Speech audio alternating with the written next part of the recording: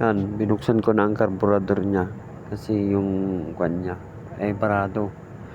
Kailangan nang linisin at ayusin. Yung pinapam ko yung kwan ng gasolina para magkarga. Ngayon, wala namang pumapasok na gasolina. Kaya sunod na step, tinanggal ko yung hose at tinignan ko kung ano yung problema niya talaga. And wala talagang pumapasok na gasolina kaya ayaw mandar.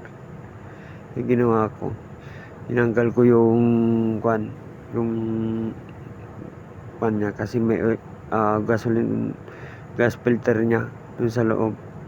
Yung tinanggal ko at nilinis. Yan, nung buksan ko na at nalinis na, yan, medyo naging okay naman na. At yan, ikakabit na lang. Magiging na yan. Pero matagal bago ko naayos guys.